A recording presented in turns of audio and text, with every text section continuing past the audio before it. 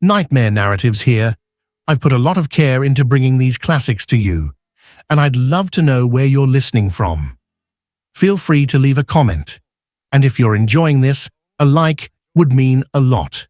Now, sit back and enjoy the show.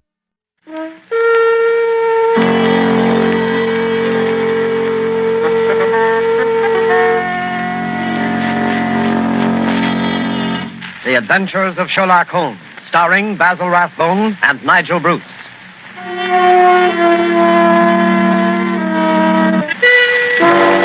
The makers of bromoquinine cold tablets bring you another adventure of Sherlock Holmes with Basil Rathbone as Sherlock Holmes and Nigel Bruce as Dr. Watson. And now, as we make our way through the night to Dr. Watson's hospitable door, we notice a feeling of spring in the air. The buds are swollen on the trees, still black and dripping from the rain. There's the smell of warm, damp earth. Delicious. Hey, Mr. Manning? Well, hello, Dr. Watson. I didn't see you in the darkness. Yes, I've been out checking up to see if my magnolias survived the winter. Any casualties? No, they all seem to be fairly bursting with buds. There's nothing as delicious as that first faint whiff of spring. All is treacherous. Come along to the house before we both catch our death of cold. After you, sir. Not at all, my boy. None of that age before beauty nonsense. I'm not as decrepit as all that. Oh, what's this? The front hall littered with trunks and suitcases? Oh, yes. I'm afraid my annual wanderlust has broken out rather early this spring. I'm off on a little jaunt first thing tomorrow morning, but come along into the study. Does that mean that this is the last of our storytelling evening? For this winter, yes, I'm afraid it does. Well, I trust I'm not too forward if I hope to be invited back again in the fall. Oh, of course not. You know we'll be waiting for your return. Oh, thanks very much. It's very, very decent of you to put up with the meanderings of an old fellow like myself. I appreciate it, you know. But sit down, Mr. Manning. Sit down there, over there, in the usual chair. Let's get on with our story before I get all glittery and sentimental. You're going to tell us about Professor Moriarty tonight, aren't you? Well, I had intended to, but I've changed my mind. I'm going to tell you the adventure of retired Colourman instead. Retired Colourman? Isn't that a military term? No, it isn't. Mr. Josiah P. Amberley had been the junior member of Brickfall and Amberley, manufacturers of artistic paint boxes. He made quite a tidy little fortune. Retired from business at the age of 61, bought a house at Lewisham, and then settled down. The very next year, 1897, I think it was, the old fool married. Married? Yes, married. The woman 30 years his junior. Yes, that's always a bit risky. Risky? Risky. Within 2 years, he was as miserable a creature as crawls beneath the sun. Oh, dear me, I'm jumping ahead of the story again. As I was saying, it was the 23rd of April, 1899, and a rainy and disagreeable April it had been. Holmes was in a melancholy and philosophic mood that morning as he stood by the window, watching the raindrops chasing one another down the pane. Rain had always depressed him when he was not working on a case. When he was working on a case, I don't believe he realized that there was such a thing as weather.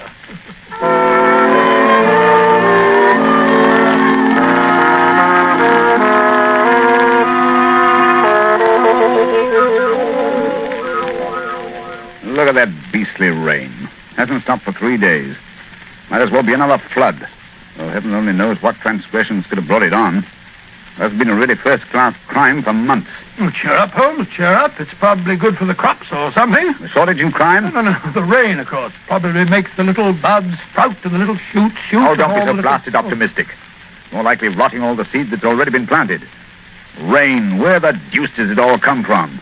This confounded English climate? Why any man with half a brain stays on this rain-soaked, mist-bound island is beyond me. Oh, I doubt if the men have anything to do with it. It's the ladies, God bless them. This climate gives them perfect complexions, and with so many lovely creatures about, what Englishman would think of quitting the country? So much beauty, such exquisite... Oh, rubbish, Watson, rubbish. The spring has given you a temporary softening of the brain. I regret to say it seems to have that effect on most impressionable males. Impressionable nonsense.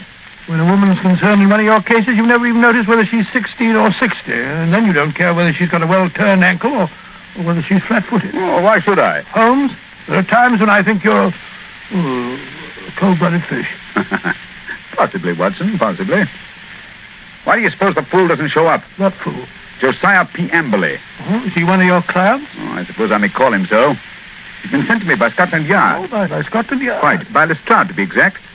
I must consider the case fairly hopeless if Lestrade hands the matter over to me of his own accord. Look, Holmes, there's a cab drawing up in front of our front door. He must be your client, Mr. Amberley. Yeah. Strange-looking individual, eh, Watson? He's quite an old fellow. Looks literally bowed down with care. Ah, but no weakling. Look at those shoulders and that chest. The framework of a giant. He's arguing with the cab driver about the fare. Huh. Watches the pennies, eh? I must say I don't like his face.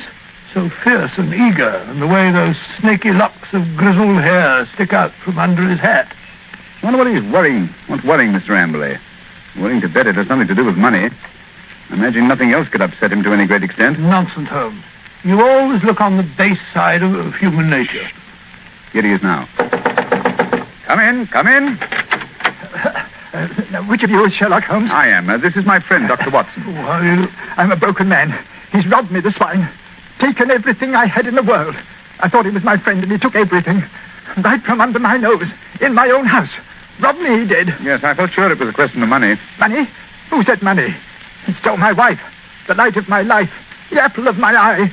It's true she was very expensive, but after all, she was my wife, and he stole her. Now, Mr. Amberley, My beautiful blonde wife, hair like gold, and my securities. The money I saved up with years of hard work. Gone, all gone. Yes, thank you. First, tell us about your wife. How long have you been married? 2 years. 2 years, and she's tired of me already. 2 little years. Easy now, good man, easy. More facts and fewer recriminations if we're to get to the bottom of this case. Well, 3 years ago I retired. Bought a house. Big house at Lewisham. Cost me plenty of money, that house did. Well, sir, I'd never lived alone in a big house before, and got sort of lonely. House began to need looking after, so I thought I'd start looking around for a wife. Nice, healthy, young wife to look after me. Then I met Ella. Handsome girl she was, too. A good cook. Hair like gold. Could bake a beef and kidney pie that would melt in your mouth. So I thought I might as well get married. Yeah, very practical, I'm sure. Yes, that's what I figured at that time. But, Lord, Mr. Holmes, the money a woman runs into. They made my heart bleed the way the money went. I should have thought you'd have been glad when the other fellow took it off your hands. But who was this, This wolf in sheep's clothing? Yes. His name was Dr. Ray Ernest, a young fellow. Used to come over night and play chess with me. I see. He stole your wife. Yes, and my securities. Yes, but surely the securities are registered. You can hardly hope to convert them. Maybe not, but I must have them back. And you've got to find those securities for me, Mr. Holmes. You've got to find them. And your wife, of course? Well, of course, wherever she is, they are. Quite. On the other hand, Mr. Amberley, I confess I don't see that I can be of much service. It's a routine matter, and I'm sure that Scotland Yard would be only too glad... They haven't found a thing, not a single security. Very well. And we'll do our best. Dr. Watson will take a run down to your house at Lewisham to look over the grounds. Oh, really? Yes. I hardly expected you to come yourself. After my heavy financial loss, nobody cares if an old man's heart is broken. Oh, stop that blubbering. I'm not coming myself because I'm preoccupied with the case of the 2 Coptic patriarchs. This particular case doesn't seem to be very complicated. I'm sure, Mr. Amberley, that Dr. Watson can handle it as well as I could myself. Well, if that's the best that you can offer, I suppose I must be satisfied. Pampered, that's what she was. And that young man, that dirty pickpocket, I treated him like my own son. He had the run of the house. And now look how they've treated me. Me, you never harmed a soul. Quite. And now, good day, Mr. Amberley. Yes. Well, good day, Mr. Holmes. And I shall expect Dr. Watson this afternoon. You have my address, I believe. Oh, the ingratitude, the rank ingratitude of it all. I must say, Holmes, I like the way you shoved all this off onto my shoulders. Coptic patriarchs, indeed. You just don't want to go. Right, Watson, right, the very first time. You've been begging for a case all to yourself for months. Well, here it is. Yes, and a nice case you've given me, I must say. That old skinflint. Oh, my daughter, oh, my ducats, eh? With the emphasis on the ducats, if I'm not mistaken.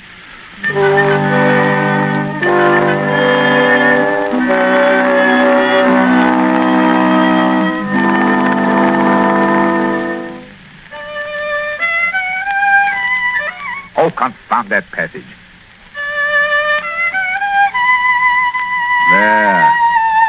Ah, that's better. That's dash good. Hello. Someone steps on the stairs. Watson, if I'm not mistaken, and in a triumphant mood. Hello, Holmes. Well, I'm back. Hail the conquering hero. A successful afternoon, I take it, with the light of victory in your eye. Well, I did manage to dig up a clue. Good. How about Mr. Amberley's place of residence? What's it like? Well, he calls it the Haven. Oh, charming. Yes, isn't it? I think the place would interest you, Holmes. You know that particular quarter, the monotonous brick streets, the weary suburban highways. Well, right in the middle of them lies this beautiful old home, surrounded by a high sun-baked wall, mottled with lichens and topped with moss, the sort of wall... You may omit the poetry, Watson. I note that it was a high brick wall. What? I should have guessed it was the Haven, even if I hadn't asked a lounger who was smoking outside in the street. A lounger? Yes, a tall, dark, heavily-moustached man with a curious look in his eye. With great tinted glasses and a Masonic type-in? Good heavens. How'd you know? Oh, the fool. A child of 10 could have seen through that. I must say, Holmes, I don't see. Never mind. Continue with your story, Watson. Well, I'd hardly entered the gateway before I saw Mr. Amberley coming down the drive to meet me.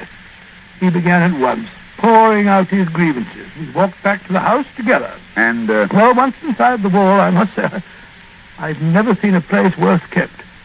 Garden running to weeds and in a dreadful neglect. The house, too, was slatternly to the last degree. It just goes to show what happens to a place when there's no womanly hand about to keep it in order. Yes, but, Mrs. Amberley's only been missing a few days. Hardly time for so much disintegration to take place. Must have set in before she left. Oh, possibly. At any rate, Mr. Amberley seemed to be ashamed of it. He was doing his best to remedy it, though I must admit that his efforts looked a trifle ineffectual.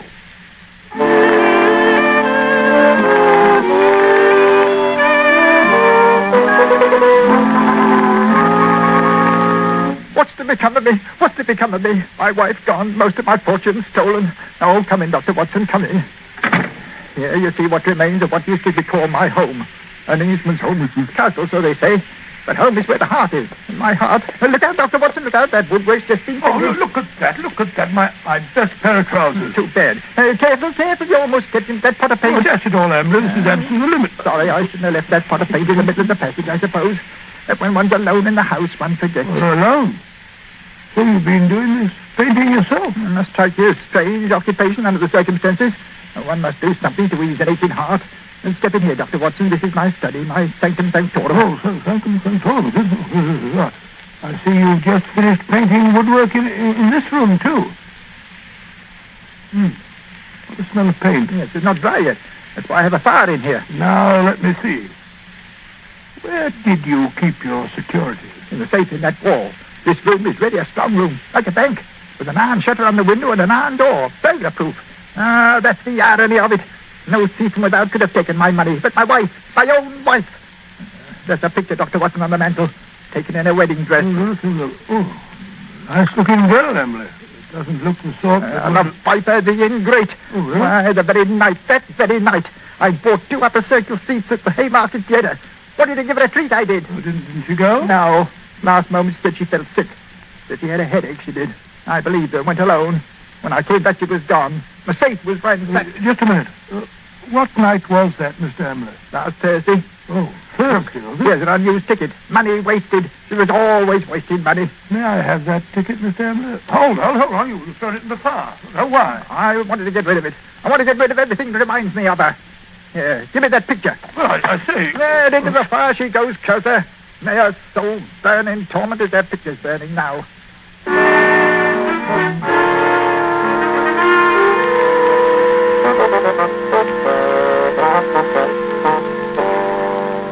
Unpleasant fellow, eh, Watson? This case begins to look more somber than I suspected. If you could only have brought me that ticket, Watson. Oh, I did my best, Holmes. I may not have the ticket itself, but I did notice the number of the seat. Oh, bravo, Watson. How did you happen to remember it? Well, as a matter of fact, it was my place in form at school, 31. See from the bottom. And so it stuck in my head. Splendid, old fellow. Then Amberley's seat must have been 30 or 32. Dear me now. Who can that be? Well, whoever it is, he's dashed impatient. Oh, yes. Here he comes up the stairs, fairly running. Come in. Well, bless my soul if it isn't our old friend, our good friend, Mr. Amberley. What's up? A telegram, Mr. Holmes. I can't make anything of it. Here, see for yourself. Uh-huh. Come at once without fail. Yes.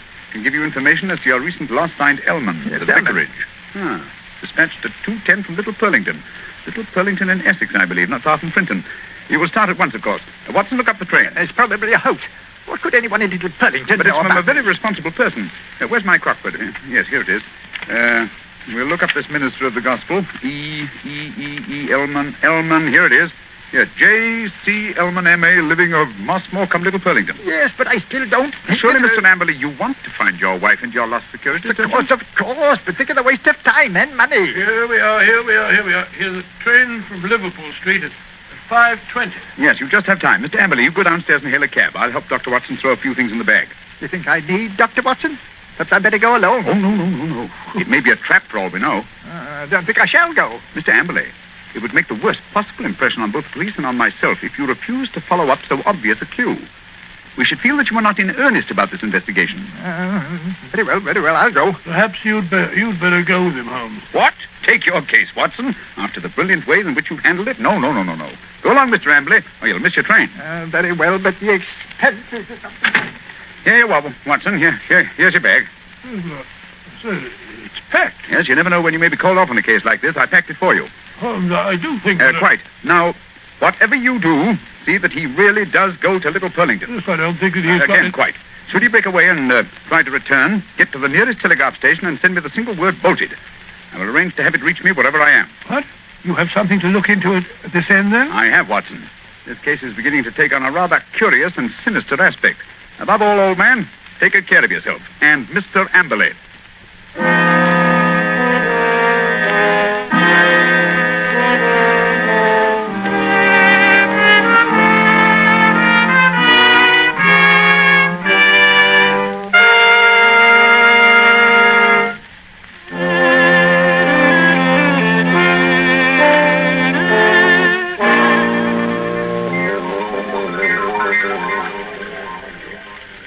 Confound this rain. Everything's as dark as a black hole of Calcutta. Yeah, the haven. Chilly little haven this is. I can find a window unlatched. Not much chance on the first floor. The old boy's 2 quarters. Ooh. Second story window, perhaps. Now, if I can manage to scale this porch pillar. This confounded rain. Just slippery as a greased pole. Come on. Hey, there we are. Yeah. Here's the window that's unlatched. Easy. Now. 1 foot over the sill. Now Up with your hands. Up with them, I tell you. Thought I wouldn't see you prowling around down below, eh? Well, I've caught you red-handed.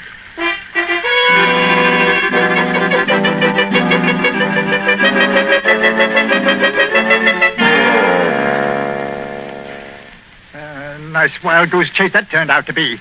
That friend of yours, Sherlock Holmes, is a fool. I'm sure, Mr. Amberley, if you'll call and see him, he can explain. Explain nothing. That vicar had never seen that telegram before. The way he treated us. You might have thought we were suspicious characters.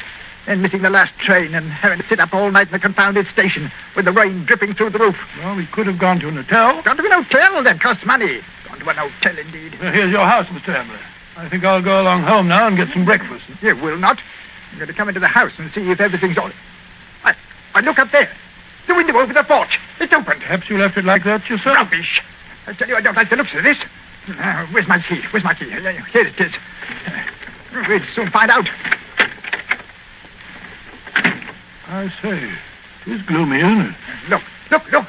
Someone's been here right enough. Footprints on the fresh paint.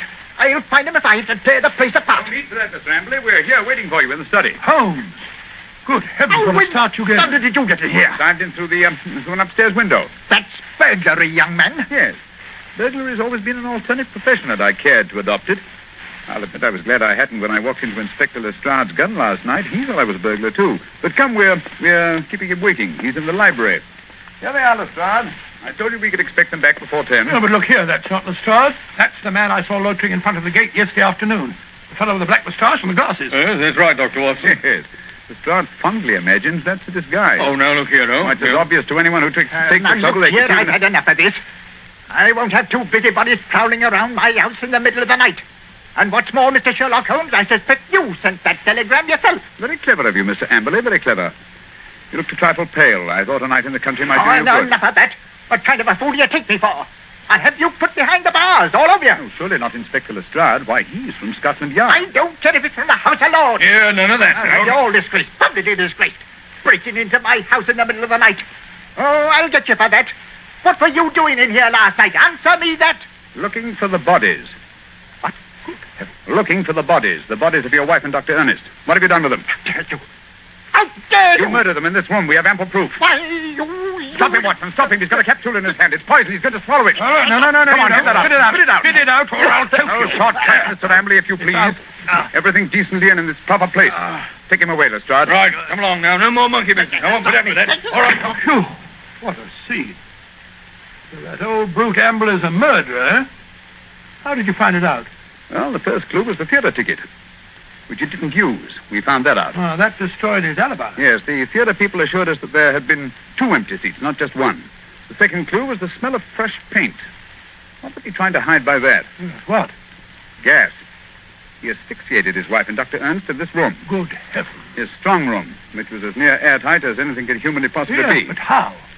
Well, that's what I wanted to find out. That's what I was looking for when I broke into the house last night. And what did you find? Look here. Notice the gas pipe along the skirting here? It rises in the wall, in the angle there, and ends in that plaster rose in the center of the ceiling where it's concealed by that ornamentation. The end's wide open. How horrible. Yes, and look here. Look, near the floor. What do you make out? 2 words written on the wall. Then a scroll. We were. What does that mean? The poor devil was trying to write, "We were murdered." I can see the whole ghastly scene. It was last Thursday night. Amberley had lured his wife and Dr. Ernest into this room.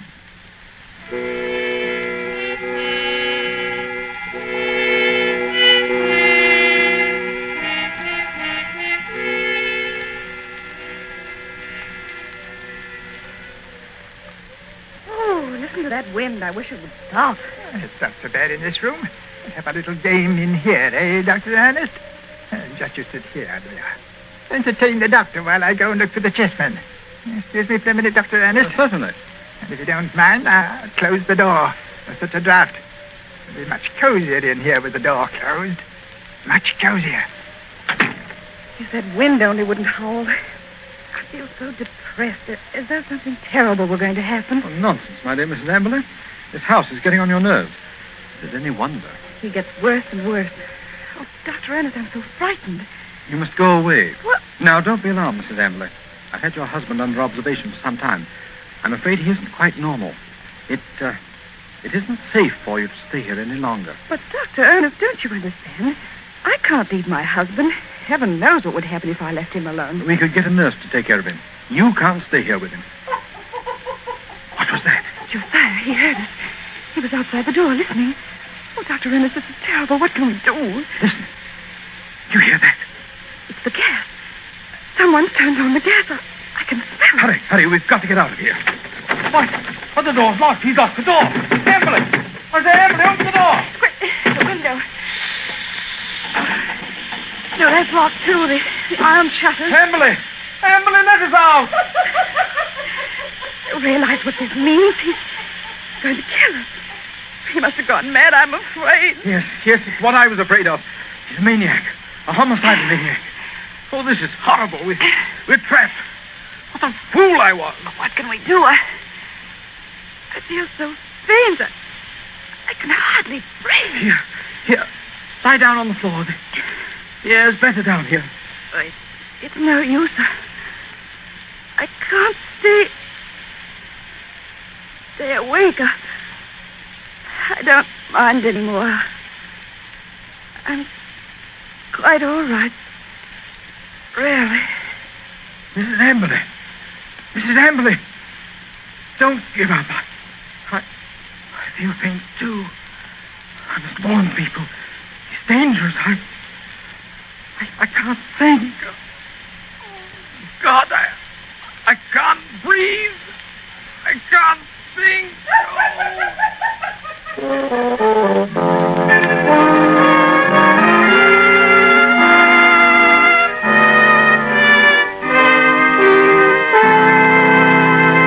What a tragic story, Dr. Watson. And was Mr. Amberley insane? They decided he was. He ended his days in an asylum. Did they ever find the bodies? Yes, at the bottom of an old well, the opening of which had been cleverly concealed by a dog kennel. I see. And now I'm afraid it's time to say goodbye. Well, not goodbye, Dr. Watson. Au revoir. Oh, just as you say, Mr. Manning.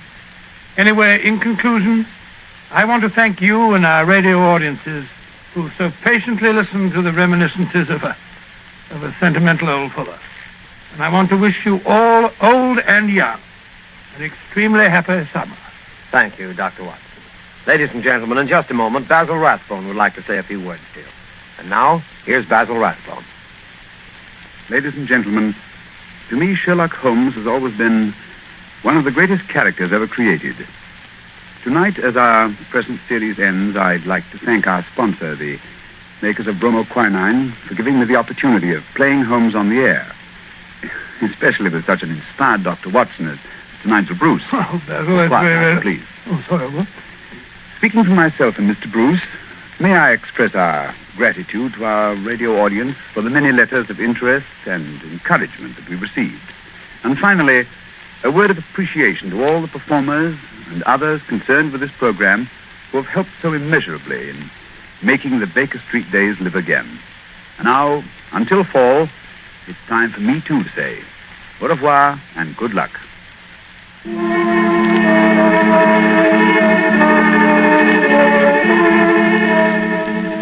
You have been listening to a Sherlock Holmes adventure adapted by Edith Meiser from Sir Arthur Conan Doyle's story, The Retired Colourman, with Basil Rathbone as Sherlock Holmes and Nigel Bruce as Dr. Watson.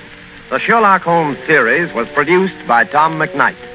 This program was presented from Hollywood by the makers of bromoquinine cold tablets, quick relief for colds. This is Knox Manning speaking.